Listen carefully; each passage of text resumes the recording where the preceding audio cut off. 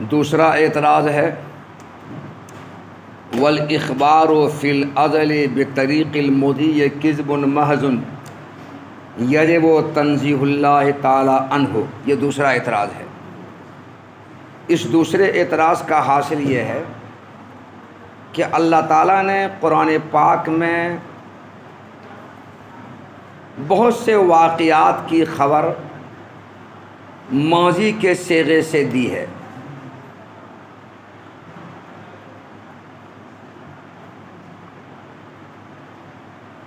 جیسے سجد الملائکۃ، سجود ملائکہ کی خبر ماضی سے دی ہے. انا ارسلنا نوحا، ارسال نوح کی خبر اللہ تعالیٰ نے صیغے ماضی سے دی ہے. اس کے علاوہ بہت سے واقعات کی خبر، بہت سی باتوں کی خبر صیغے ماضی سے دی ہے. اور صیغے ماضی سے کسی بات کی خبر دینا اس وقت صحیح اور درست ہوگا جب کہ جس بات کی خبر دی جا رہی ہے وہ پہلے واقع ہو چکا ہو، تب نہ خبر دینا صحیح ہوگا. وہ واقع نہیں ہوا ہے اور خبر دی جا رہی ہے تو جھوٹ نہ ہو جائے گا. ضرب زید امرن میں زید کے امر کو ضارب ہونے کی خبر دینا فعل ماضی کے ساتھ، صیغے ماضی کے ساتھ تبھی درست ہوگا جب کہ ضرب زید کا واقعہ پہلے پیش آ چکا ہو. پہلے واقعہ اگر پیش نہیں آیا ہے اور کوئی خبر دے رہا ہے ضرب زید امرن، تو جھوٹ ہوگا کہ سچ ہوگا؟ یہ تو صیغے ماضی کے ساتھ اللہ تعالیٰ نے قرآن پاک میں جتنی خبریں دی ہیں ان خبروں اور اس صیغے ماضی کے ساتھ خبر دینا درست اس صورت میں ہوگا جب کہ جس بات کی خبر دی گئی ہے وہ بات پہلے ہو چکی ہو، واقعہ پہلے پیش آ چکا ہو، تب نہ صحیح ہوگا. اور واقعہ پیش آنے سے پہلے واقعہ پیش آئے بغیر اگر اللہ تعالیٰ خبر دے رہے ہیں تو اس میں تو اللہ کا کاذب ہونا لائے گا، اللہ کا جھوٹا ہونا لازم آئے گا. اور اللہ جھوٹ ہو نہیں سکتے ہیں، اللہ تو سچ ہے. اور حال یہ ہے کہ صیغے ماضی کے ساتھ جتنی خبریں دی گئی ہیں وہ ساری خبریں دنیا میں پیش آئی ہیں. ازل کے بعد دنیا میں خبر دینے سے پہلے ساری باتیں پیش نہیں آئیں. ارسال نوح کا واقعہ تو دنیا میں پیش آیا ہے. یہ جتنے واقعات قرآن میں بیان کیے گئے ہیں سارے واقعات تو دھرتی پر دنیا میں پیش آئے ہیں جی، سارے واقعات. تو یہ سارے واقعات جب دنیا میں پیش آئے ہیں خبر دینے کے بعد، اللہ نے خبر دی ہے ازل ہی میں، واقعات پیش آئے ہیں کہاں؟ ابھی. تو اللہ کا ماضی کے ساتھ خبر دینا جھوٹ ہوا کہ نہیں ہوا؟ اللہ تعالیٰ کا جھوٹا ہونا لازم آیا کہ نہیں آیا؟ حالانکہ اللہ تعالیٰ جھوٹ بولنے سے منزہ اور پاک ہے، تو پھر اللہ تعالیٰ کا صیغہ ماضی کے ساتھ خبر دینا سچا کس طرح سے ہوگا؟ کلام صادق کس طرح سے ہوگا؟ یہ ہے اعتراض. اس اعتراض کا جواب دے رہے ہیں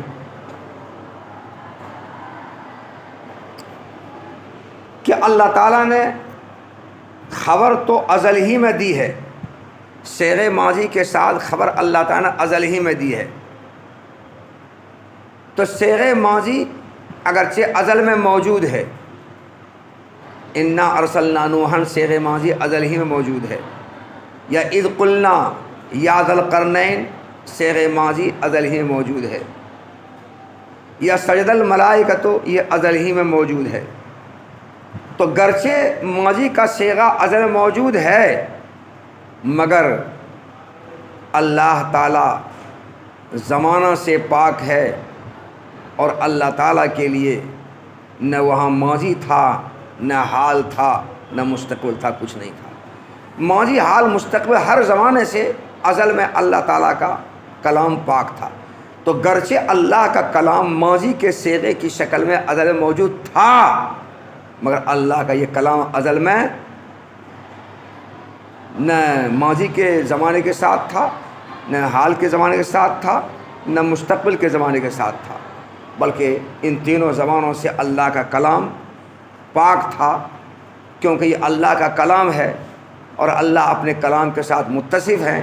تو اللہ کے کلام میں اگر کوئی زمانہ پایا جائے گا تو اللہ کا زمانے کے ساتھ متصف ہونا لازم آئے گا، جبکہ اللہ کسی زمانے کے ساتھ متصف نہیں ہے۔ اللہ کسی زمانے کے ساتھ متصف نہیں ہے۔ دلیل، اللہ موصوف بالزمان نہیں ہے۔ دلیل یہ ہے کہ اللہ متغیر نہیں ہے، اور موصوف بالزمان متغیر ہوتا ہے۔ موصوف بالزمان متغیر ہوتا ہے اور اللہ متغیر نہیں ہے۔ نتیجہ کیا نکلا کہ اللہ موصوف بالزمان نہیں ہے۔ اللہ کسی زمانے کے ساتھ متصف نہیں ہے، نہ فعل ماضی کے ساتھ، نہ زمان ماضی کے ساتھ، نہ زمان استقبال کے ساتھ، نہ زمان حال کے ساتھ۔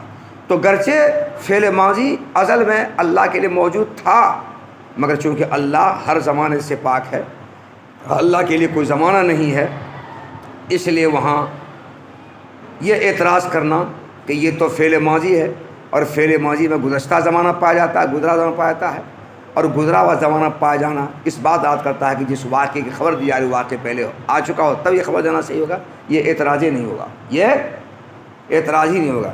اللہ تعالیٰ کا جو کلام ہے خبر کی شکل میں چاہے فعل ماضی کی شکل میں ہو، وہاں کوئی زمانہ نہیں ہے، زمانہ سے پاک ہے۔ کیوں پاک ہے؟ کیونکہ جو زمانے کے ساتھ متصف ہوتا ہے وہ متغیر ہوتا ہے، اور اللہ متغیر نہیں ہے۔ نتیجہ نکلا اللہ کی زمانہ سے متصف نہیں ہے، اللہ زمانہ سے پاک ہے، کوئی زمانہ اللہ تعالیٰ کے لیے نہیں ہے۔ کتاب دیکھو،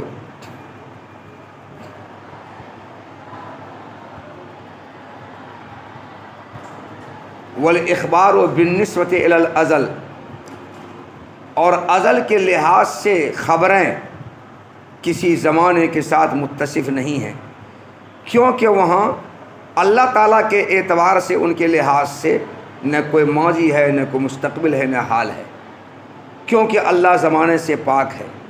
جب اللہ زمانے سے پاک ہے تو اللہ تعالیٰ کے لیے وہاں کوئی زمانہ نہیں ہے۔ جب نہیں ہے تو گرچہ ماضی کے سے ساتھ خبر دی ہے، لیکن چونکہ اس میں کوئی زمانہ نہیں ہے، اس لیے اعتراض نہیں ہوگا کہ ماضی کے ساتھ خبر دینا دلالت کرتا ہے اس بات پر کہ جس کی خبر دی جا رہی وہ پہلے ہو چکا ہو، اعتراض پھر نہیں ہوگا۔ اب ایک سوال، اگر آپ یہ کہتے ہیں کہ اللہ کا کلام جو خبر ہے وہ زمانے کے ساتھ متصف بعد میں ہوا ہے، ازل میں، کہاں ہوا ہے؟ ازل میں ہوا ہے، یعنی ازل کے بعد۔ اگر اللہ کا کلام کلام خبری زمانے کے ساتھ متصف ازل کے بعد ہوا ہے، ازل میں اللہ کا کلام کلام خبری کسی زمانے سے متصف نہیں تھا، ازل کے بعد ہوا ہے، تو زمانے کے ساتھ کلام الہی کا تعلق نہیں تھا، اور ازل کے بعد کلام الہی کا تعلق ہو گیا تو کلام الہی میں تبدیلی ہو گئی، اور ہر متغیر حادث ہوتا ہے تو کلام الہی حادث ہو گیا۔ جب حادث ہو گیا اس کو قدیم کیسے کہہ رہے ہیں آپ؟ یہ سوال معتزلہ کی طرف سے یہ سوال کہ آپ اس کو پھر ازلی کیسے مان رہے ہیں، قدیم کیسے مان رہے ہیں؟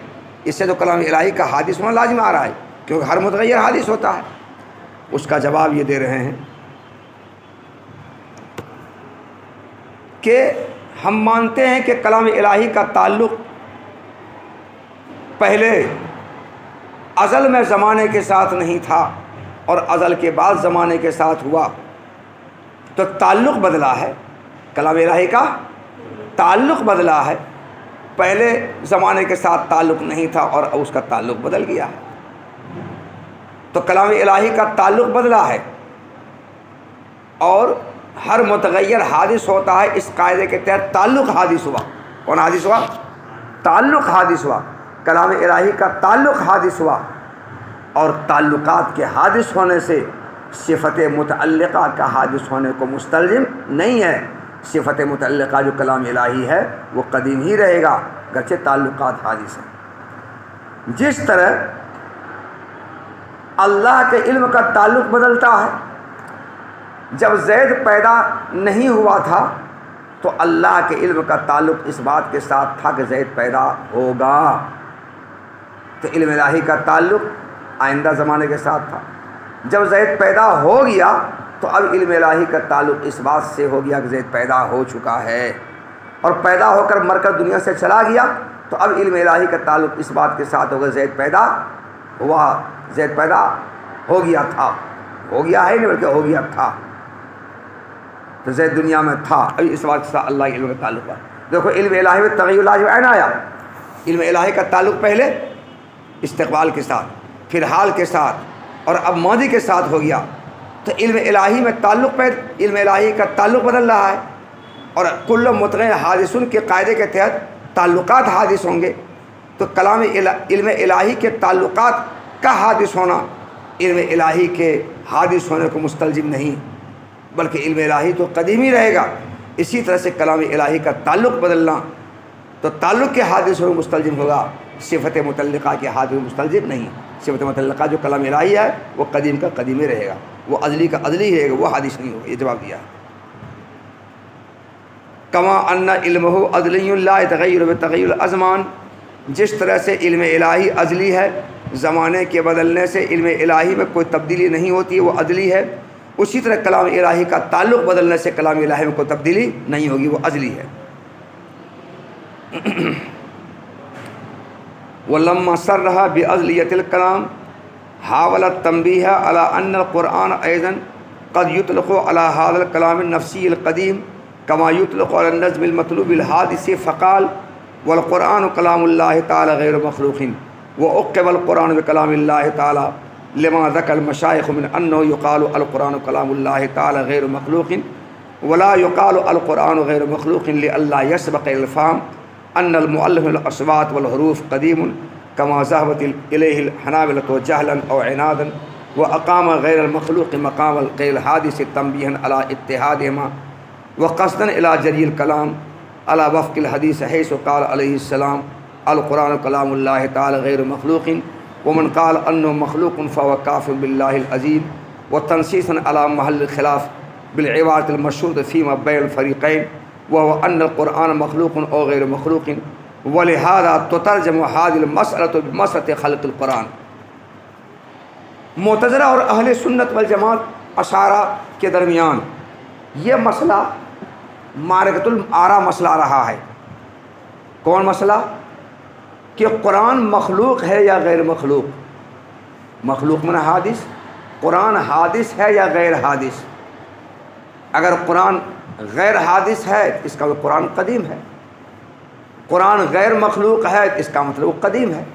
تو غیر مخلوق اور غیر حادث دونوں کا ایک ہی مطلب ہے، اور حادث اور مخلوق دونوں کا ایک ہی مطلب۔ ہم لوگ سب کے سب مخلوق ہیں تو ہم حادث ہے کہ نہیں، اور ہم لوگ سب کے سب حادث ہیں تو ہم لوگ مخلوق ہے کہ نہیں۔ مخلوق کو میں نے بعد میں پیدا کیا گیا اور حادث میں پیدا ہونے والا، تو دونوں کا مطلب ایک ہے۔ تو یہ مسئلہ زیر بحث ہے اور معرکۃ الآراء مسئلہ ہے معتزلہ اور فلاسفہ کے درمیان کہ کلام الہی مخلوق ہے یا غیر مخلوق ہے، یعنی حادث ہے یا قدیم ہے۔ اہل سنت والجماعت کا عقیدہ ہے کہ کلام الہی جو اللہ کی صفت ہے، جو اللہ تعالیٰ کی ذات کے ساتھ قائم ہے، جو اللہ کے صفت حقیقی ہے، وہ ہے غیر مخلوق، وہ مخلوق نہیں ہے۔ وہ کیا ہے؟ وہ غیر مخلوق، وہ مخلوق نہیں ہے۔ اور یہ کلام اللہ، یہ کلام الہی، یہ قرآن جو ریک پر رکھا ہوا ہے، جس کے تم کبھی کبھی تلاوت کرتے ہو، یہ ہے مخلوق، یہ ہے حادث، یہ حادث ہے، یہ مخلوق ہے، کیونکہ یہ تو مطبع میں تیار ہوا ہے، چھاپا خانے میں تیار ہوا ہے۔ وہ کلام الہی جو اللہ کی صفت ہے، اللہ کی ذات کے ساتھ قائم ہے، اور قائم ہونے کی صفت حقیقی ہے، جس کلام کے ساتھ اللہ متکلم ہوتے ہیں، وہ کلام اللہ تعالیٰ کا وہ غیر مخلوق ہے، وہ قدیم ہے، وہ مخلوق حادث نہیں ہے۔ جبکہ معتزلہ کیا کہتے ہیں کہ قرآن مخلوق ہے، غیر مخلوق نہیں ہے۔ تو معتزلہ کا عقیدہ یہ کہ قرآن مخلوق ہے، حادث ہے، اور اہل سنت والجماعت کا عقیدہ ہے قرآن غیر مخلوق ہے، غیر حادث ہے، یعنی قدیم ہے۔ یہ مسئلہ اتنا زور پکڑا کہ قرآن کو مخلوق کا قائل نہ ہونے کی وجہ سے امام احمد حنبل رحمۃ اللہ علیہ کو کوڑے لگائے گئے، ان کو جیل میں ڈالا گیا، اور مختلف بادشاہوں نے ان پر ظلم و ستم کے پہاڑ توڑے. امام ابو حنیفہ رحمۃ اللہ علیہ کو بھی کوڑے لگائے گئے، ان کو بھی جیل میں ڈالا گیا. قرآن کو مخلوق نہ کہنے کی وجہ سے خلیفہ مامون رشید، خلیفہ ہارون رشید، مامون رشید زادہ اور متوکل علی اللہ، معتصم باللہ متوکل اللہ نہیں،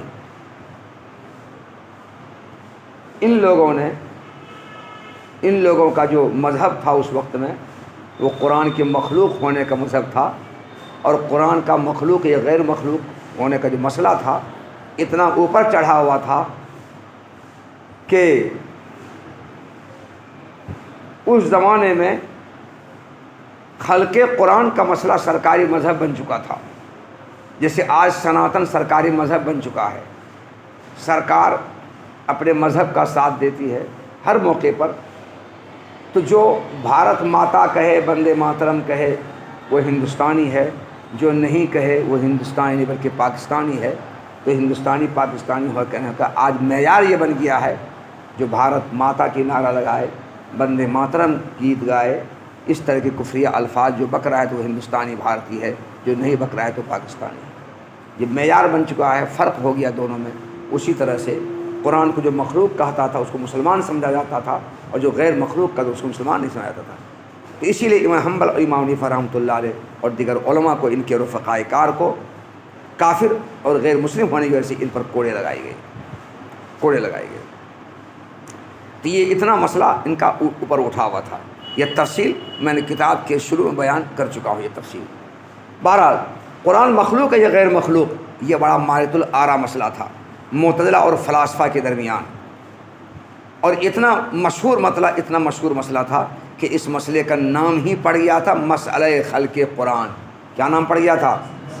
مسئلہ خلق قرآن. عرف عام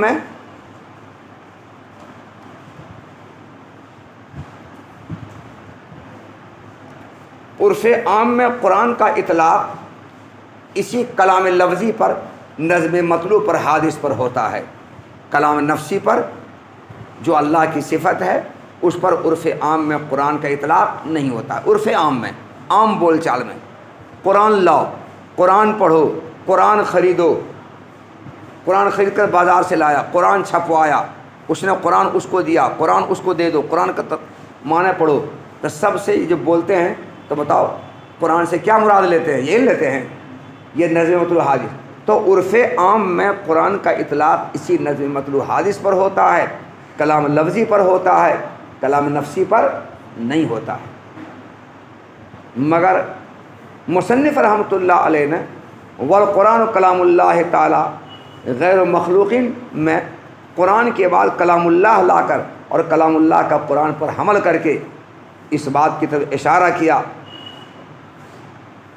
القرآن کلام اللہ تعالی غیر مخلوق میں کلام اللہ سے کلام نفسی ہے. تو موتن نے کلام اللہ سے کلام نفسی ہے، اس کلام نفسی کا حمل القرآن پر کر کے اس بات اشارہ کیا کہ قرآن کا اطلاق جس طرح عرف عام میں نظم مطلوع حادث پر، کلام لفظی پر ہوتا ہے، قرآن کا اطلاق کلام نفسی پر بھی ہوتا ہے. کیونکہ القرآن کلام اللہ سے کلام نفسی ہے، تو القرآن پر کلام نفسی پر حمل کر کے یہ بتلا دیا کہ قرآن کا اطلاق عرف عام میں جس طرح نظم مطلوع حادث کلام لفظی پر ہوتا ہے، کلام نفسی پر بھی ہوتا ہے. دیکھو وَلَمَّا صَرَّحَ بِعَدْلِيَةِ الْكَلَامِ، اور جب ماتن رحمۃ اللہ علیہ کلام کے عدلی ہونے کی صراحت کر چکے تو اب ماتن رحمۃ اللہ علیہ نے اس بات پر متنبہ کرنے کا ارادہ کیا کہ قرآن کا اطلاق اس کلام نفسی قدیم پر بھی اسی طرح ہوتا ہے جیسے قرآن کا اطلاق نظم مطلوع حادث پر ہوتا ہے. چنانچہ اسی بات کو بتلانے کے لیے ماتن نے کہا والقرآن کلام اللہ تعالی غیر مخلوق، کہ قرآن کلام نفسی ہے جو غیر مخلوق ہے. قرآن کون ہے؟ کلام نفسی ہے جو غیر مخلوق ہے. ارے کلام نفسی ہے غیر مخلوق ہے، اور یہ کلام تو حادث ہے، مخلوق ہے یہ. تو ماتن نے کیا کہا؟ والقرآن کلام اللہ تعالی غیر مخلوق. قرآن اللہ تعالیٰ کلام ہے، یعنی قرآن کلام نفسی ہے اور یہ غیر مخلوق ہے، غیر حادث ہے، یعنی قدیم ہے. تو کس کو یہاں قدیم کہا ہے؟ کلام نفسی کو. اور کس پر قرآن کا اطلاق ہوا ہے؟ کلام نفسی پر. کلام نفسی پر قرآن کا اطلاق ہوا ہے، اور کلام نفسی ہی کو غیر مخلوق غیر حادث قدیم کہا گیا ہے۔ وأُقِّبَ القرآن بکلام اللہ تعالیٰ لما ذکر المشائخ من انہ یقال القرآن کلام اللہ تعالیٰ غیر مخلوق ولا یقال القرآن غیر مخلوق لئلا یسبق الفام ان المؤلف من الاصوات والحروف قدیم کما ذهبت الی الحنابلۃ جہالا او عنادا۔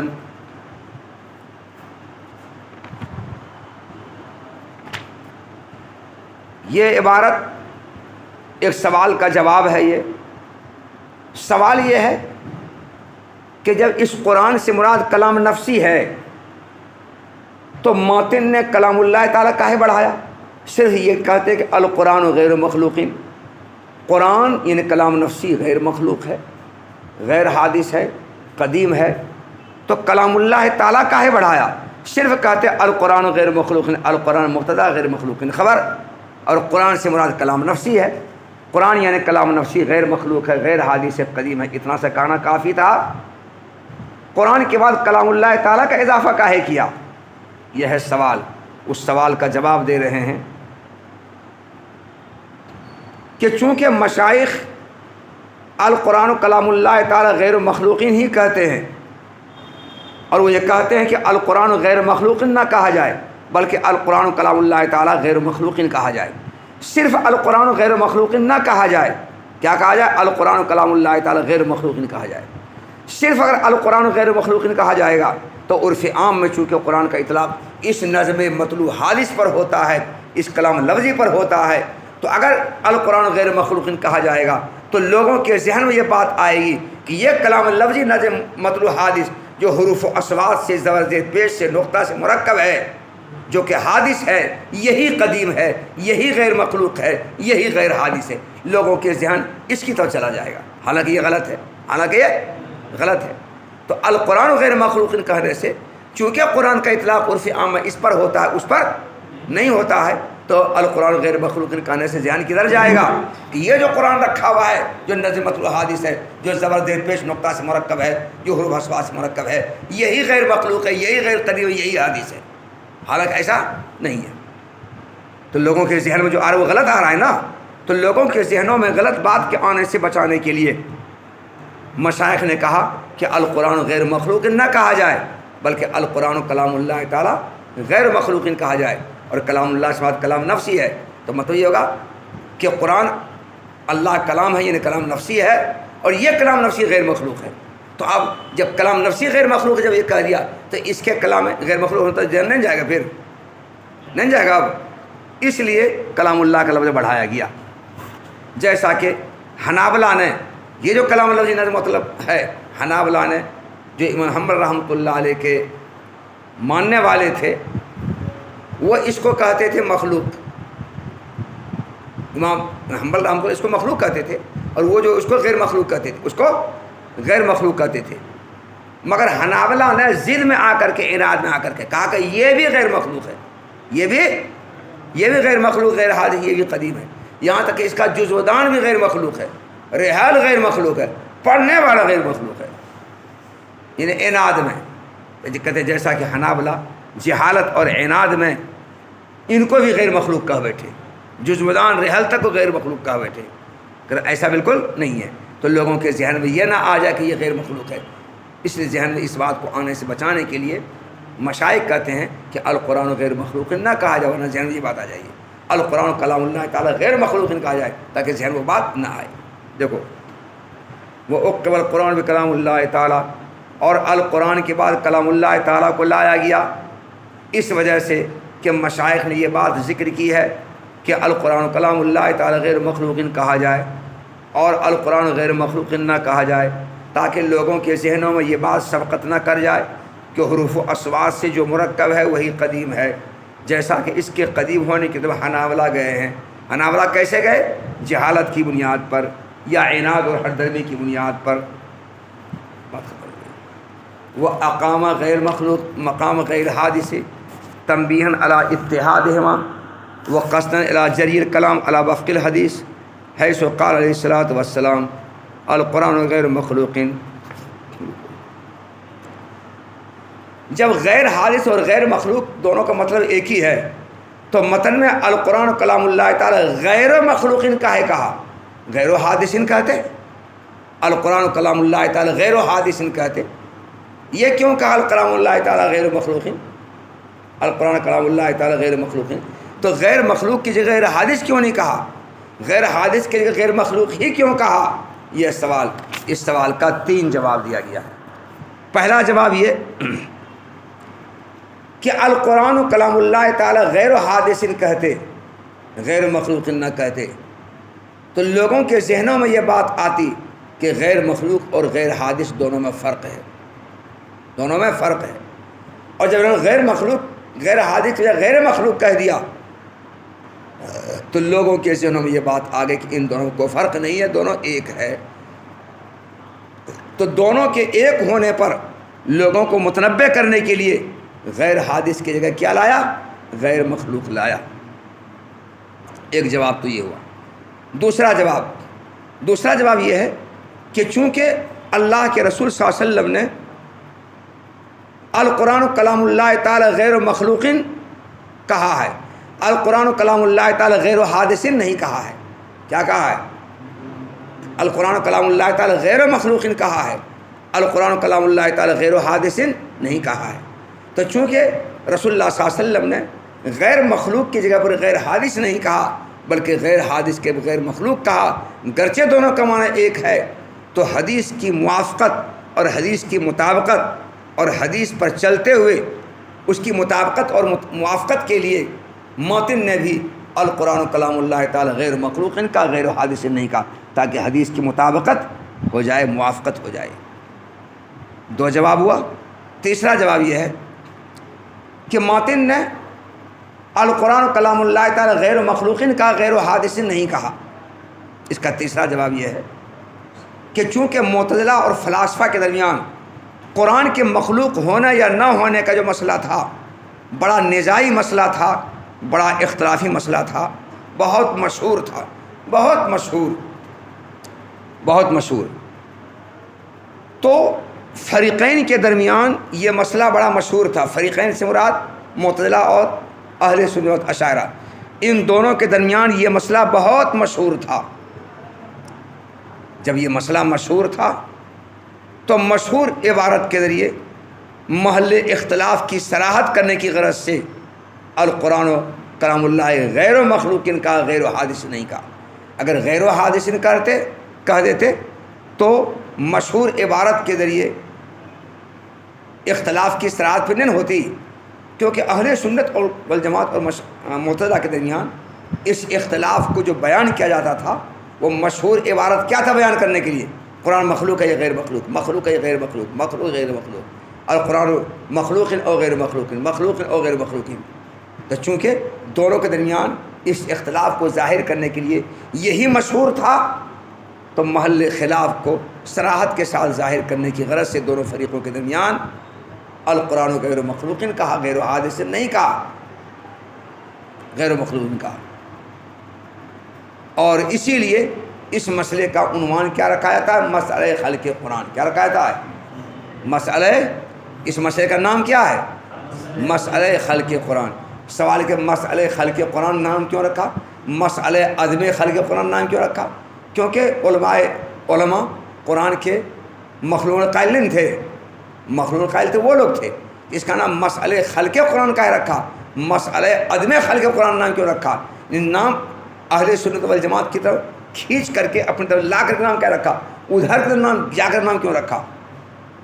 ارے ادھر جا کر نام رکھا نا جی، اپنے کھینچ کر نام رکھتے. ارے جہاں مسلمانوں کی آبادی 10 20 50 گھر ہو جاتی ہے تو وہاں نام کیا رکھتا ہے؟ میاں ٹولہ، رحمت گنج، علی گنج، کبیر پور، اسلام پور، خدا بخش پور، خداوند پور، کیا فتح پور، یہ نام رکھا جاتا ہے جی. اور جہاں ہندو آبادی تو وہاں کیا رکھا گا؟ رام نگر، شری نگر. ہاں تو آدمی اپنی طرف کیا بولے؟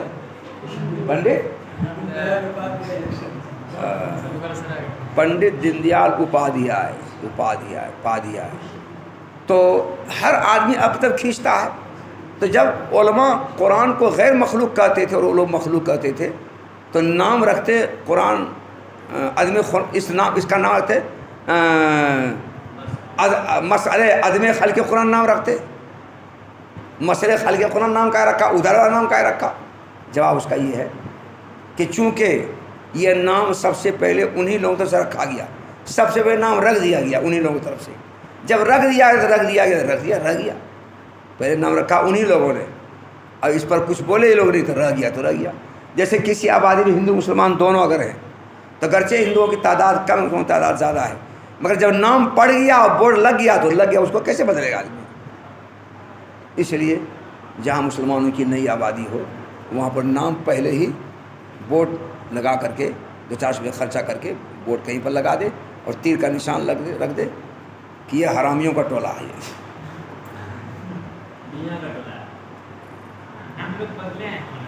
ہاں کیا بدل دیا, ٹھیک کیا.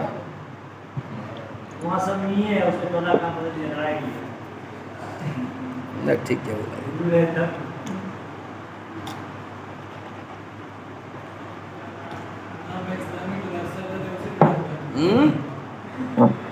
یہ تیسرا جواب ہے. یہ دو کتاب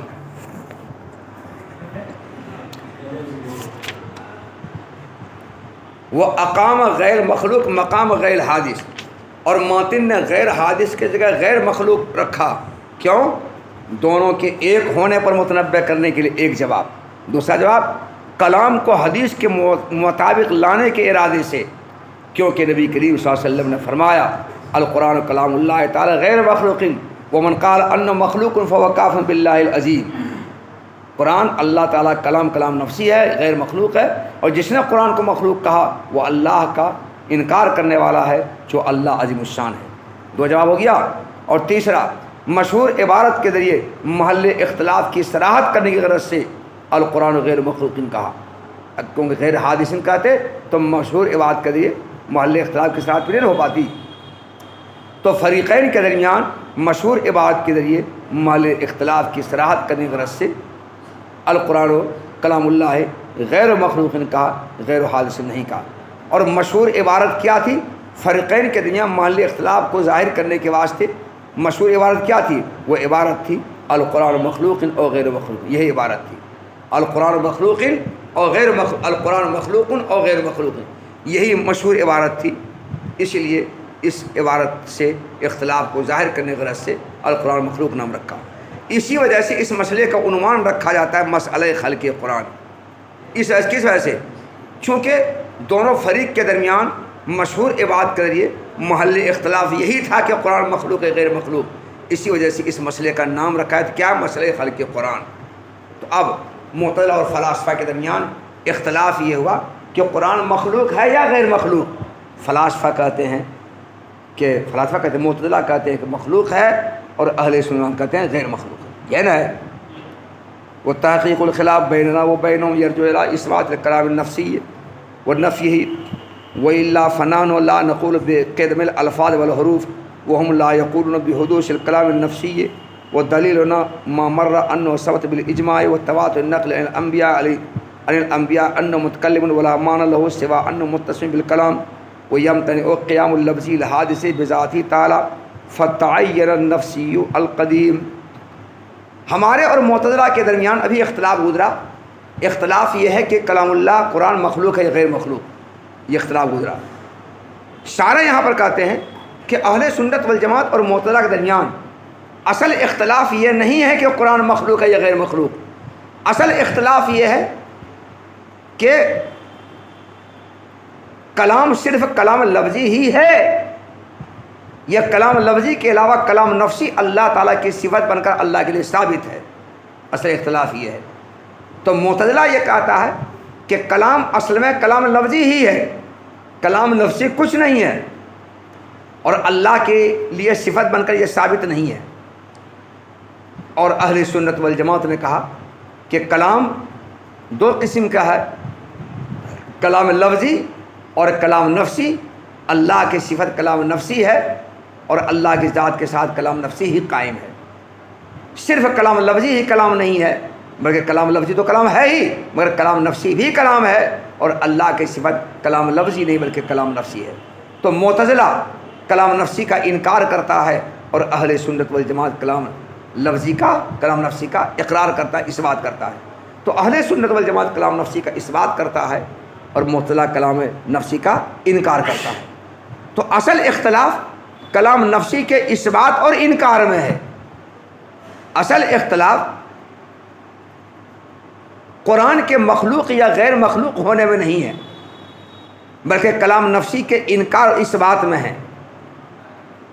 معتزلہ انکار کرتا ہے، تو اہل سنت والجماعت معتزلہ کی طرح اگر کلام نفسی کا انکار کر دیں اور کلام کو صرف کلام لفظی ہی میں منحصر قرار دیں، معتزلہ کی طرح اہل سنت والجماعت بھی کلام نفسی کا انکار کر دیں، کلام نفسی کی نفی کر دیں، اور کلام کو صرف کلام لفظی ہی میں منحصر قرار دیں جیسے معتزلہ کرتے ہیں، تو پھر اہل سنت والجماعت معتزلہ کی طرح قرآن کو مخلوق کہہ دیں گے۔ کیا کہیں گے؟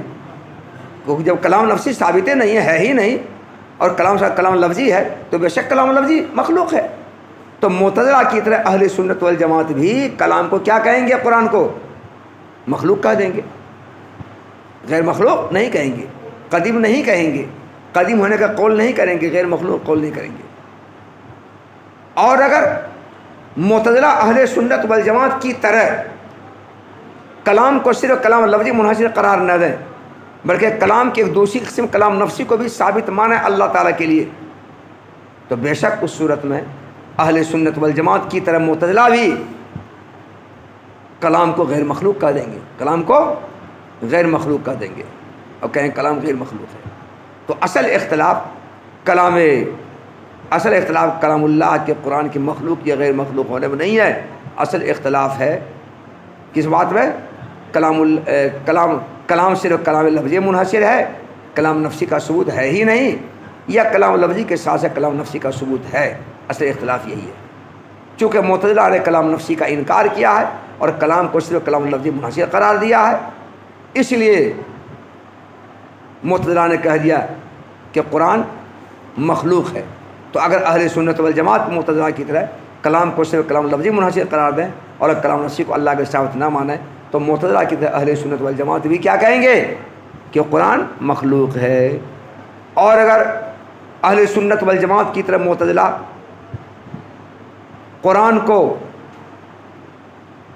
کلام لفظی منحصر قرار نہ دیں بلکہ کلام نفسی کا بھی ثبوت مانے، ثابت مانے، تو اس وقت میں اہل سنت والجماعت کی طرح معتزلہ بھی یہ کہیں گے کہ قرآن غیر مخلوق ہے، قرآن غیر مخلوق ہے، غیر حادث ہے، مخلوق نہیں ہے۔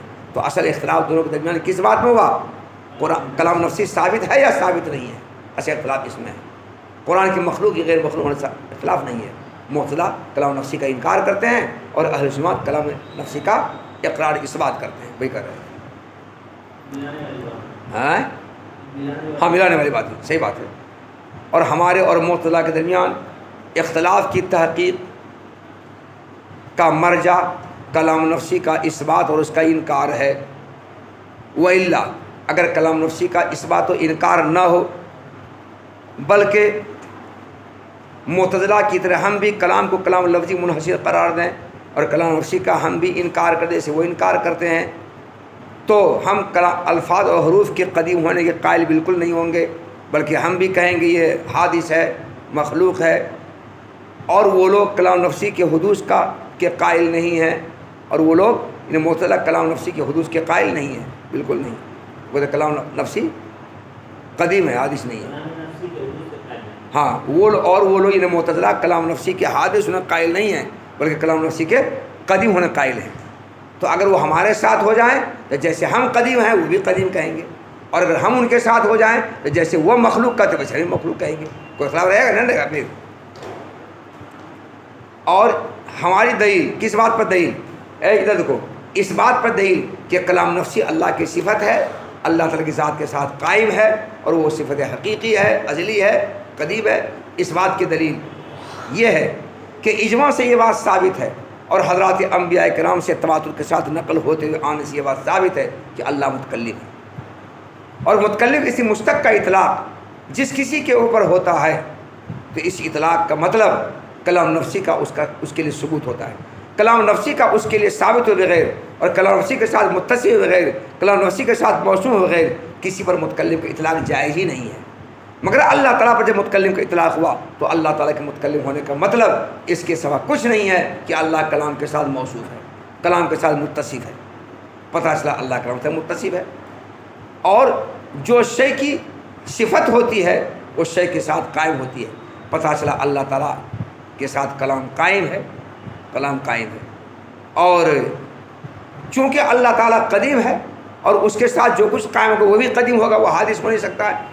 اب اس کے ساتھ کلام نفسی قائم ہے، یہ کلام نفسی بھی قدیم ہوگا، حادث نہیں ہوگا، ورنہ اللہ تعالیٰ کا حوادث کا محل ہونا لازم آئے گا، اور اللہ تعالیٰ حوادث کا محل نہیں ہے۔ اس لیے اللہ تعالیٰ کے ساتھ جو کلام قائم ہے وہ کلام قدیم ہے، اور اللہ تعالیٰ بھی قدیم۔ اور اس بات پر دلیل جو گزر چکی ہے، اور ہماری دلیل اس بات پر جو گزر چکی ہے، کیا گزر چکی ہے کہ قرآن اللہ کلام ہے یا نہیں، یہ ہے کہ اجماع سے یہ ثابت ہے، اور حضرات انبیاء کرام سے تواتر کے ساتھ نقل ہوتے ہوئے آنے سے یہ بات ثابت ہے کہ اللہ تعالیٰ متکلم ہے، اور اللہ تعالیٰ کے متکلم ہونے کا مطلب اس کے سوا کچھ نہیں ہے کہ اللہ کلام کے ساتھ متصف ہے، اور کلام لفظی حادث کا اللہ تعالیٰ کی ذات کے ساتھ قائم ہونا محال ہے۔ اس سے کلام نفسی قدیم اللہ تعالیٰ کے لیے متعین ہے، تو اللہ تعالیٰ کلام نفسی قدیم متعین ہے، وہی اس کی صفت ہے۔